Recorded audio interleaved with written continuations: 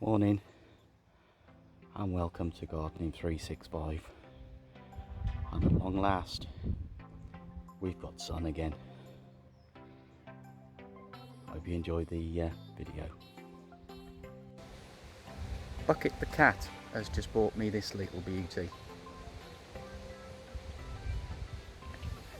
Okay, so he's doing his job really well. Any rats around the chicken and duck house, okay, he's getting. So where's that going? Is Bucket having it? Is it going on the Raptor table?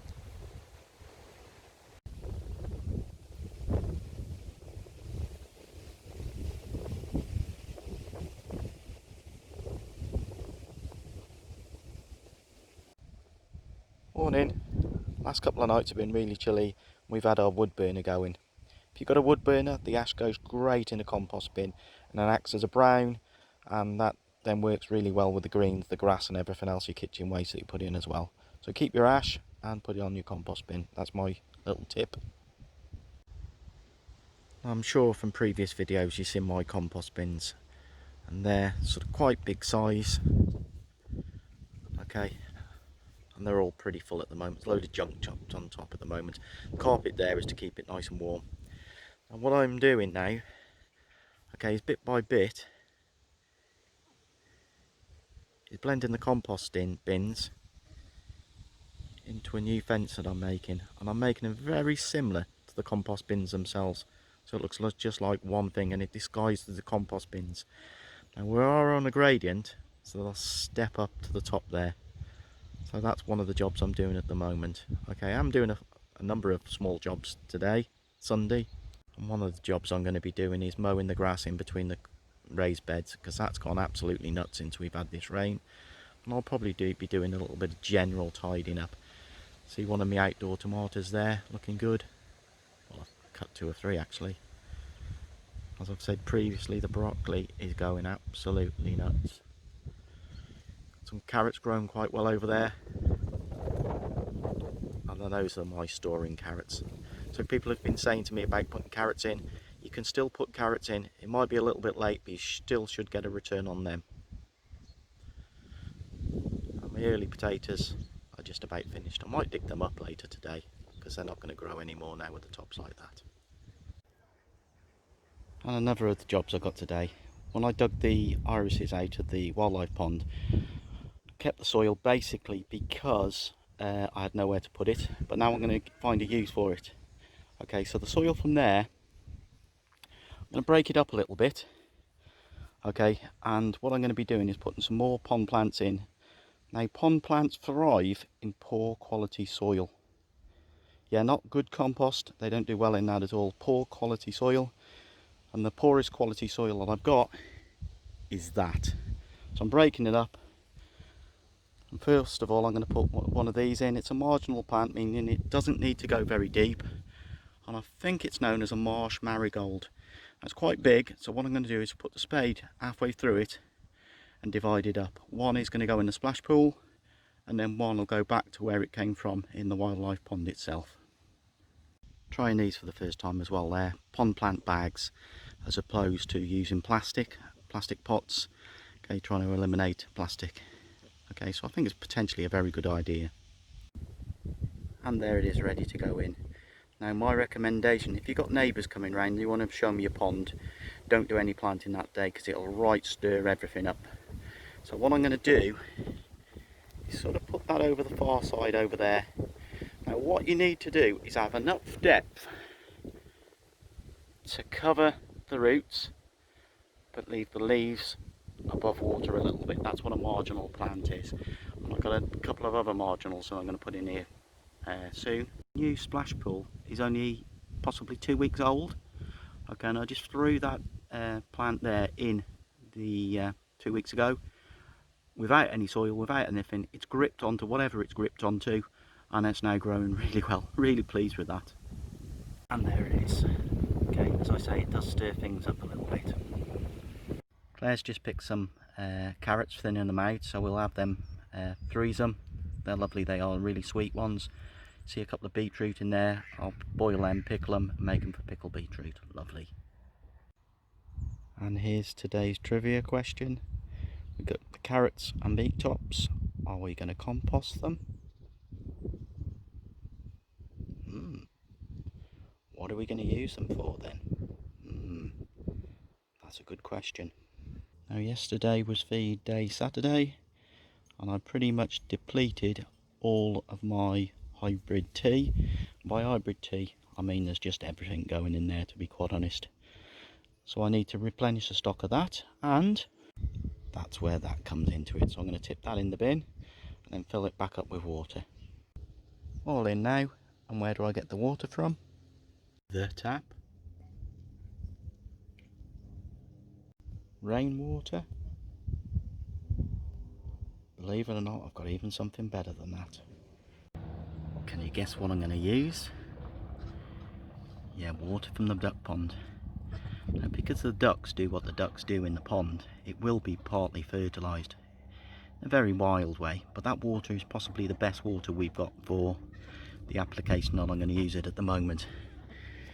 Now, if you hadn't got a pond, well, you can't use it. If you haven't got an outside cap, you can't use it. Just use what you can get, okay, to make your tea. Okay, and don't panic about it. Stay calm and make great hybrid or worm tea.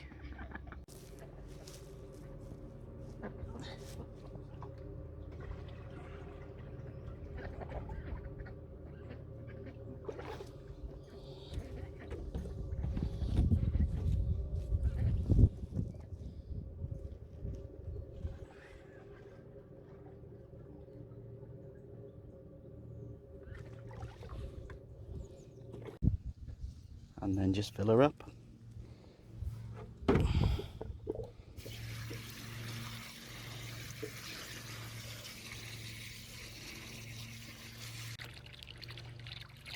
And 5 cans later,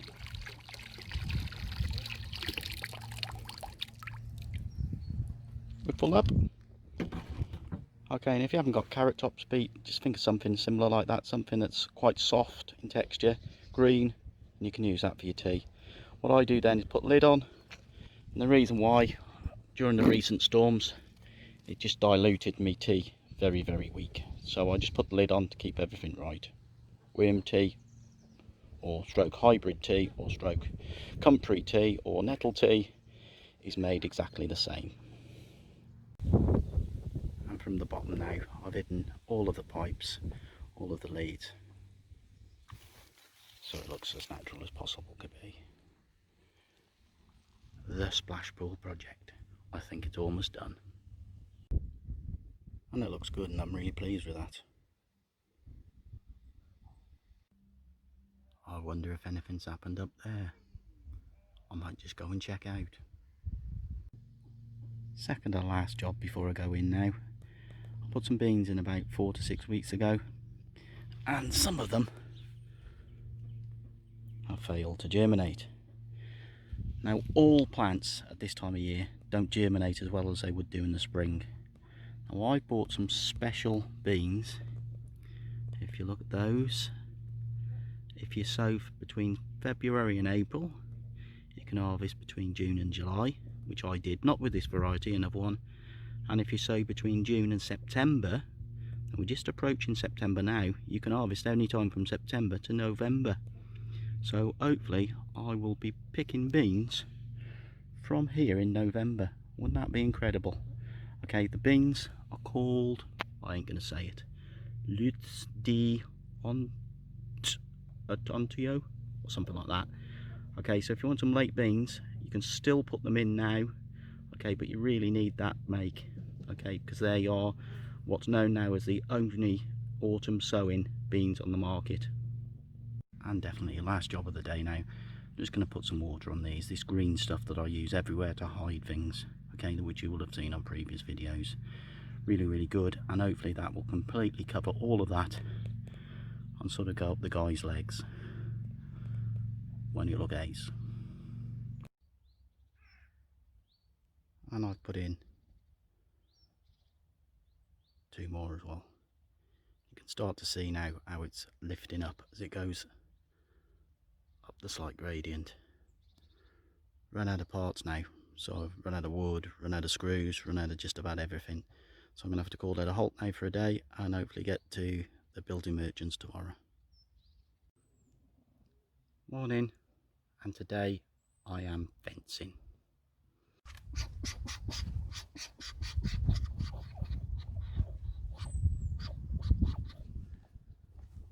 Not that sort of fencing. That sort of fencing. Now I'm using these fence spikes, as they're known as. Okay, all you do is hammer them into the ground, put the fence post in the top, tighten them up, and it's as quick as that. You can get one of these in 5-10 minutes maximum. So it really does speed the job up. And the other advantage is because the post doesn't go into the ground, okay, you haven't got that risk of rot in 5-10 years time. Okay, so I'm hoping of good things for these. Tried them on those other ones there, and it's working really well. And just bought this little beauty, $3.99, a Draper Venom, hard point saw, sharp as sharp. When they go blunt, chuck them away and buy a new one. Okay, great little saws. Bought a big pack of screws. Okay, I cannot recommend quality screws enough. None of that chewing, I should say, which drives me absolute nuts. Put them in, drive them in, they go in really tight, okay, and they're great. Okay, cannot recommend good screws enough. Get the post to the size, put in there, put the screws in and tighten up.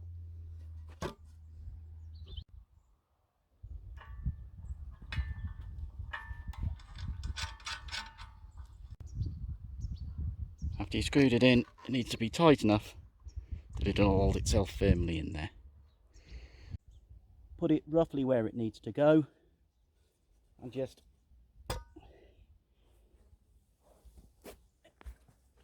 into the ground, and then you can hit it into place with a sledgehammer or something a bit softer to protect the top of the wood, however you want to do it. But they are pretty much as quick as that.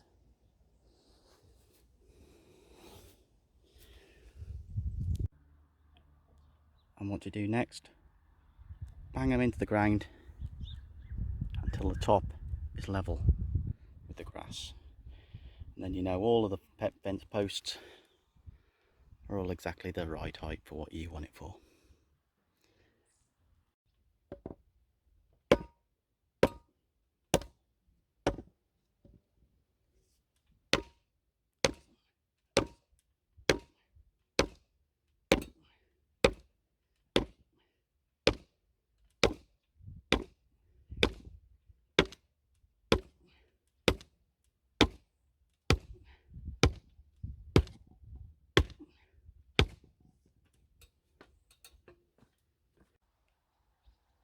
And if it isn't quite level, like that one certainly isn't, you can pull it into place and check it with a spirit level. So I'm not bothered about that. It's probably, I don't know, a couple of inches out at the top, so it needs to come towards the other fence about a couple of inches. And you can even use a tape measure then to check your spirit level results.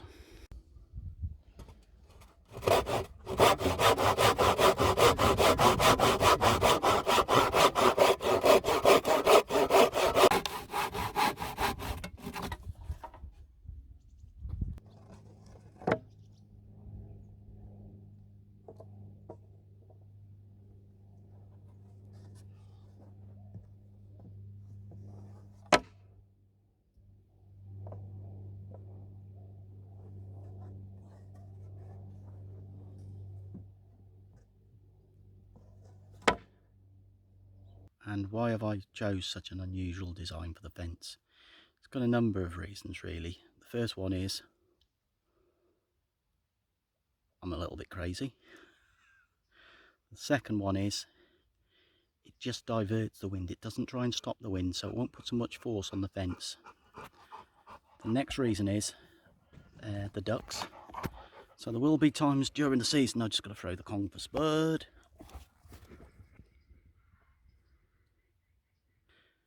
There will be times during the season that I won't mind the ducks going in there to control the slugs and things like that.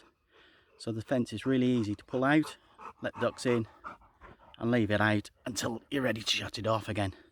So I call it dynamic fencing. You're more than welcome to copy it, but there will be a copyright at some point. And please don't take offence at that last comment. I was going a bit too gung-ho there. You're supposed to do before and after pictures, and I've only just about remembered to do the before picture. There was an old fence there. I believe it's, well, how many years old, but I'm going to rip that out now. Okay, another area in between there, just up from the nearest tree, which is an apple tree. I'm going to build in raised bed 6. So raised bed 6 will be going in this area, so watch that space. So Ryan Evans, if you're watching, get in contact with me as soon as possible. I could have some block work for you to do at some point.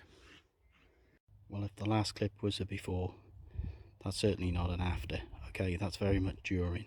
Okay, so hopefully we'll get this project going very shortly, but that's the area that we're going to launch for the project. Okay, and it'll be raised bed 6. Morning. I've got a confession to make. Today is Sunday and yesterday was Saturday, and I didn't feed the plants yesterday. Wasn't that I forgot. I was out in the morning taking some kids out on the hills by us, and then in the afternoon we had a guy come round to do a small interview for a local newspaper. So Sunday is feed day today, so that's what I'm doing at the moment, feeding everything. I'm using my sort of hybrid tea, so any greens in the water, leave it for a week or two, let it rot down a little bit, and put the water then onto the plants.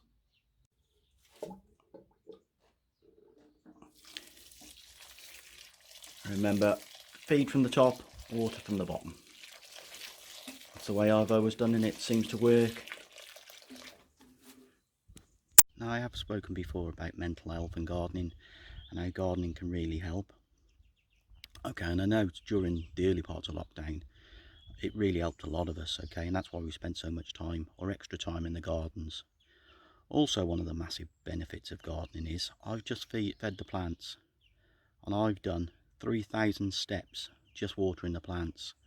Okay, so another massive benefit from gardening is fitness. Now, it's not the sort of fitness that's going to get you ready to run marathons or anything like that, but it just keeps you active, keeps you mobile. Okay, and I would recommend gardening to absolutely everyone. Okay, I know I don't have to convince you guys because you already do it, but wouldn't it be great that if everybody could start doing a little bit more gardening? Okay, cuts down the carbon footprint that we're using on this planet at the moment, and it's just an absolutely brilliant thing to spend your time doing.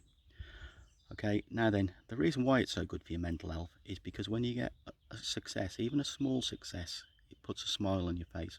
And I'm going to show you one of our little tiny successes at the moment that's put a smile on my face. I planted some potatoes in pots recently, and this one I'm showing you is about a week and a half old, and already I've covered some of the shoots up with soil to encourage more growth. I'm not sure which day it was. I covered it up completely, and now I've got shoots coming through again which I'll need to cover up. Now, at the moment we're not getting frosts, but with these potatoes, if there's any frost whatsoever and there's any part of the potato coming through the ground, it will kill it, so you need to cover them up. And believe it or not, this one here, I might have to get very, very close. I only put in midweek this week, and it's already breaking the surface, which is incredible. Now, these potatoes, I'm hopeful that are going to be on our Christmas dinner plate this year. That will put a massive smile on my face.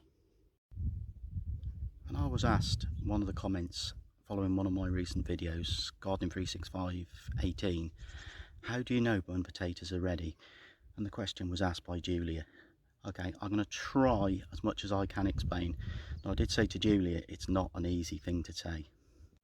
Now, this is possibly one of the extremes. These are my early potatoes now, and they've finished growing completely. So those are more than ready to dig. Okay, and because all the tops have died off, they won't grow any more now. So they've been like this for quite a while. And if I go to one of the tops, it probably won't pull out.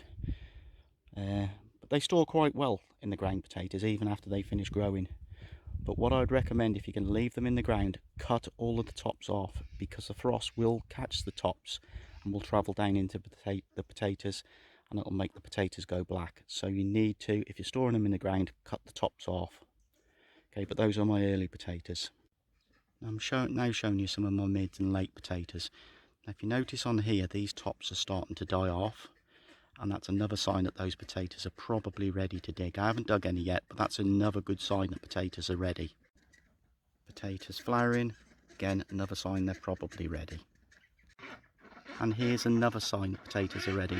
These small things that look like tomatoes growing, they're another sign that they're ready to dig, and they're what come after the flower. Now those are some of the signs your potatoes are ready, but what I always do, early potatoes are about 10 to 12 weeks after you plant them. So I just record it on a calendar somewhere, and then after 10-12 weeks I have a little scratch, see how big the potatoes are, and dig them from there. So I don't even look out for these signs, I do it by the calendar. And mids and lates are usually 14 to 16 weeks. That's why I've planted these potatoes in pots now, because it's about 14 to 16 weeks till Christmas. Sorry, did I just say that? Now I'm glad I had a look at those potatoes, because I had one or two starting to go rotten. So that is the problem with leaving them in the ground too long. They will start to go rotten. Didn't have lots. Once you have one or two going, the rest will follow. So that's the danger of leaving your potatoes in the ground for too long. So have a look at them, a little scratch. If they're ready, pull them up. If they're not, leave them a bit longer. But as soon as those tops die off, remember, they won't grow anymore. And from there now, there's an opportunity, because now I've got a spare piece of garden. And believe it or not, now we're into September, and I have not got a single space in any of my garden. It's still very productive.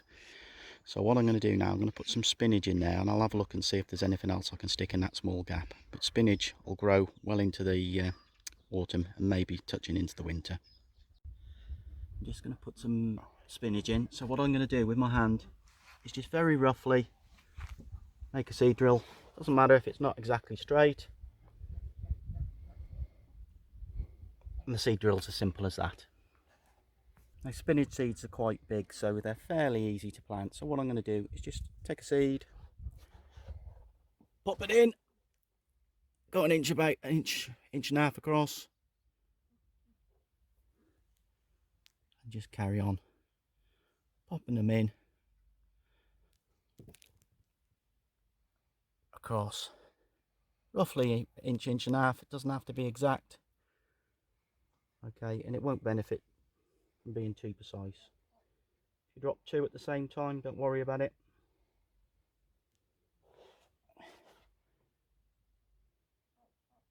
All the way at the end of the row, drop two in then by mistake, doesn't matter.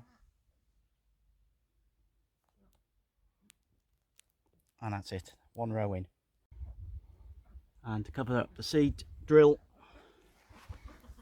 it's as simple as that. That's probably taken 2 minutes to plant the spinach. Now I've used a spinach called Matador. Okay, I'm pretty sure, and I got these off my sister gave them away. I'm pretty sure she said the packet was 29p from Lidl. Okay, I've just put in 2 rows, about 2 minutes per row, so 4 minutes in total.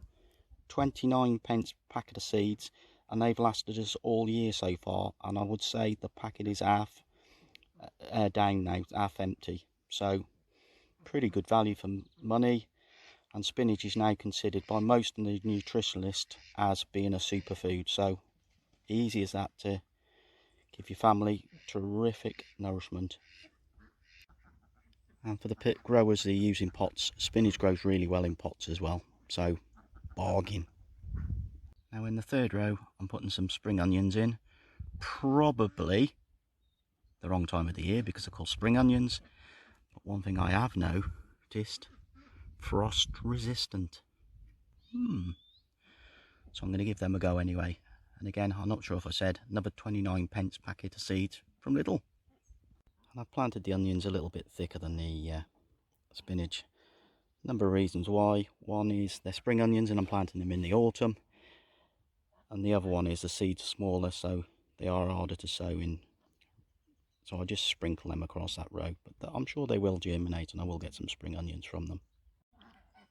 My fourth row of radish took about 3 minutes to do because just before the end I ran out of radish, so I finished that off with spring onions again. Half an hour tops. Put lettuce in, spring onions, radish and spinach, and that is my autumn salad bed. Everything you need for a salad just there, and it took 30 minutes, and I would say it's cost less than £1 for all of the seeds that I've just put in and plants. Bargain. So back to my potatoes in pots. What I'm going to do now is just cover them up, both of them, with some of this soil I've just prepared, just enough to cover the growth. Okay, at the moment we're not going to get frost, so I'm not worried about frost, so I'm covering them up just to encourage the growth. Both now covered up, and I'd be expecting to see them popping through Wednesday-ish. And to finish with, I like watering.